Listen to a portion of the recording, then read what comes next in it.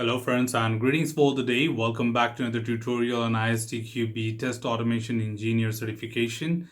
We are in chapter 3 talking about the test automation architecture, and today we shall be continuing with our next topic, that is designing a test automation solution. And here we will also be extending to understand more about the automation framework, to understand what exactly are the possible ways and different components we deal with.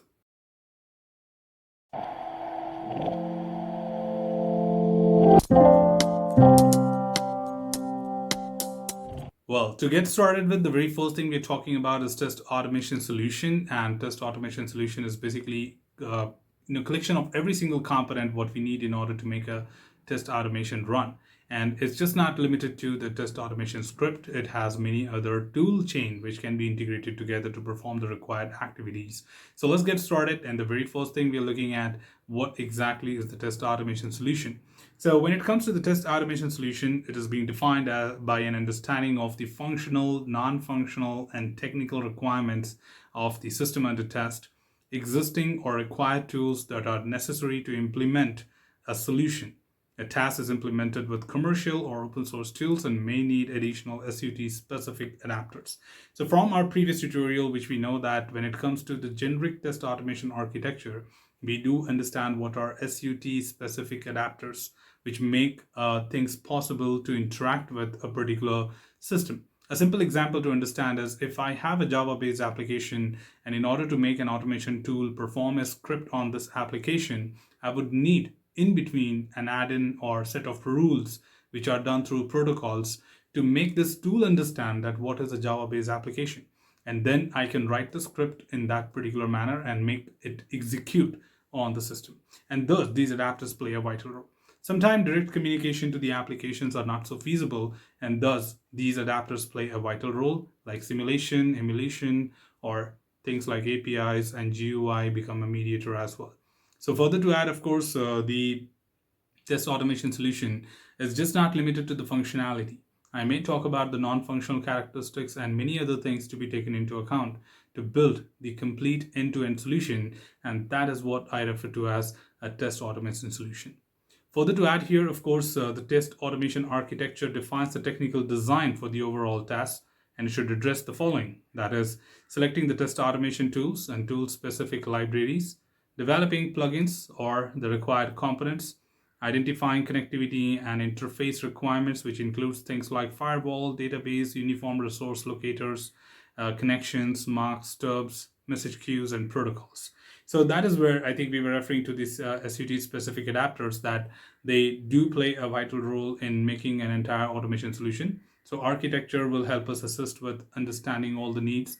It might require us to build the required libraries or leveraging the existing libraries which we may have in order to perform the required plugin operations or the driver scripts, which we generally call them as. So there could be a ready-made library available. For example, if you connect this to Selenium, I may talk about the libraries which are predefined for Chrome driver to interact or Firefox to interact, and I don't have to really worry about. All I do is create an object and start performing activities on that.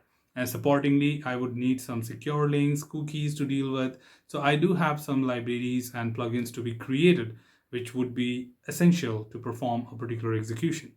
Also to add here, we have another option is to connecting to the test management and defect management tool. They may not be very straightforward. You may require some add-ins to integrate them to that of the test automation tool with respect to the project management or test management or configuration management tools.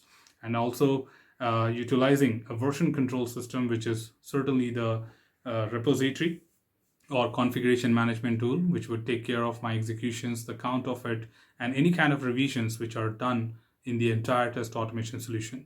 So right from the test automation architecture, we have a lot of things to take away and suggest us to make the entire test automation solution, which we need to build at any point of time.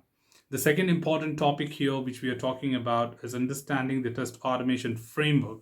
And in simple words, a TAF, that is test automation framework, is the foundation of a task. It often includes a test harness, also known as the test runner, and the test libraries, test scripts, and test suites. So if you see the diagram on the right hand side, it talks about the very different layers of the TAF, it includes test scripts which are interacting with the business logic, and business logic is further interacting with core libraries. So to simplify it, or just understand what exactly this automation framework would be all about and what are these communications we are talking about, we are referring to a framework which is automation framework, which makes use of multiple assets of automation in order to make things happen. For example, if I want to run a script on a particular application, I may not directly write it. Sometimes I build them into libraries which are independent executable scripts, and then I make use of automation tool to connect this to this particular library and reuse the written code again and again by just making a call to these library functions and executing them in the order I want them to run in. So of course, these are certainly having a lot of other components in between, and we call them as business logic. Now the question is, how can I write this independent functional scripts in terms of library in order to have them identified as independent test case? The answer is the business keywords. So I can certainly make use of business keywords to do that. And for a layman level example, if I talk about things like I want to do an entire transaction of booking a flight, then I may create them as independent test scripts like uh, launch of the application, the login, then searching a flight, selecting a flight, making a payment, and getting the itinerary, probably performing an confirmation step there for the pattern of the PNR, and getting logged out. So now instead of creating this as a single script, an automation framework may use some business logics to define that, hey, we have a high level important keywords like launch, login, search, select, pay, and itinerary logout. Now, at any point of time when I create them as independent functional libraries, I can have the freedom to select the business logic which I want to run. For example, sometime I can run launch, login, and logout. Sometime I can run launch, login, select a flight, and logout without going with with selecting a flight and making a payment, or I can even run the whole thing altogether. So this is how the functional libraries are being leveraged for multiple executions by being having a framework in place. So let's further deep dive. The next thing we are talking about is definition to the TAF layers. So layers basically are distinct broader classifications or classes of which have similar purposes, such as test cases, test reporting, test logging, encryption, and test harness. By introducing layers of each single purpose, the design can become complicated. Therefore, it is recommended to keep the number of TAF layers as low as possible. So each layer would do something specific in our framework. Someone will be managing the data, someone would be managing the script, someone would be probably collecting the matrices during the runtime. Another important element would be to capture and compare the values on the actual. So there would be many things which might be acting as one of the component of this entire layer. But at the same time, the more we make it bigger or more number of layers are there, it becomes more complex to deal with in case of any failure, or high maintenance cost as well is invited. But we try to keep it as minimum as possible. So the solutions which we look forward to should have multiple components inbuilt in it. For example, one tool can be only for managing the scripts and can have an option of managing an inbuilt library, whereas other tool which we might be using should do entire thing related to configuration management, and another thing should be only for the resultant. So say, for example, if I just use 3 different layers, it would do the job of the entire part of it. But I can also have independent components of configuration management from different tools. Like one would be doing configuration version control, another would be taking care of traceability. So that would make it slightly more complex, right? So today we have this solution in place which are limited to certain levels, but not making it complex and higher number of layers, right? Also to add here, of course, the test script is the first layer here, and it talks about the purpose is to provide a test case repository of the SUT and the test suite annotations. It calls the service of the business logic layer, which may involve test steps, user flow, or API calls. However, no direct calls should be made to the core libraries from the test script. So there could be, multiple steps involved. So the test script layer will basically be interacting with the business logic, and business logic may have APIs, web services, or any other set of rules which we need to follow.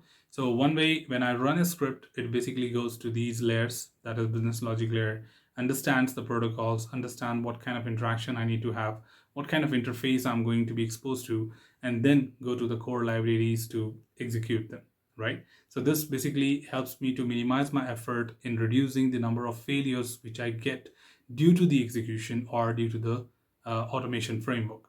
Thus, we say that it is not recommended. It should directly be interacting to the libraries because it may just be running the script and may have multiple failures. Whereas having business logic in between could help us reduce our number of unseen execution failures and increase the productivity altogether.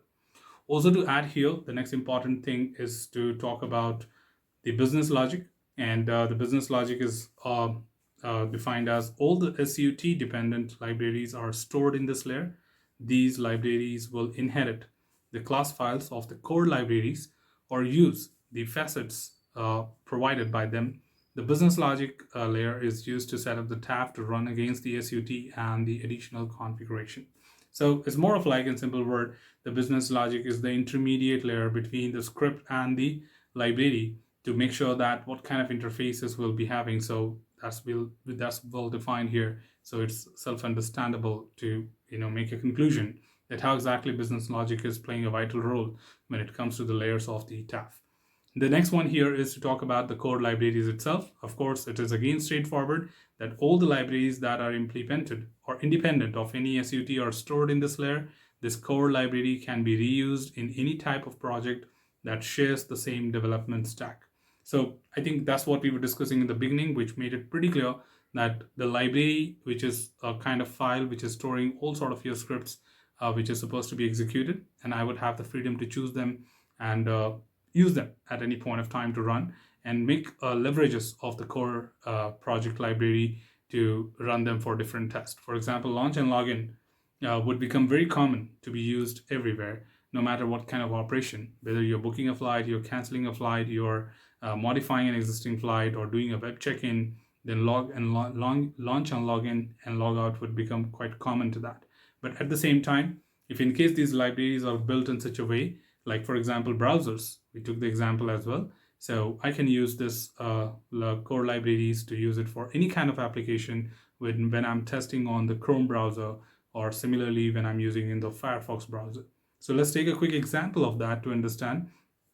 So how exactly scaling of these test automation can be done. So first of all, the core libraries can be reusable based for multiple tasks. The question is how. So if you look at the diagram here, it says clearly that in the project one, there are 2 TAF built on the top of core libraries, and a separate project leverages the already existing core libraries to build their TAF for testing, whereas application 3, that is one TAE builds the TAF for the project 1, while a second TAE builds the TAF for the project 2, and the core libraries can be shared between the multiple projects, that is 1 and 2, but project 1 has 2 applications, as you can see, and the project 2 has another application, but the libraries remains pretty much the same. So that's the benefit of having library being reused at multiple point of time. So you may have covered it in your past, in your journey. If not, understand that we do not spend our time writing scripts every single time we want to run a test. Rather, write it once forever, but write it in a way that it can be reusable for any kind of script executions. So that's pretty much what we had from these 2 topics. I hope you got the clarity of that. Should you have anything else, feel free to comment below. I'm always there to address your queries and answer them well. Till then, keep learning, keep exploring, keep understanding the context. Thanks for watching the video, team, and happy learning.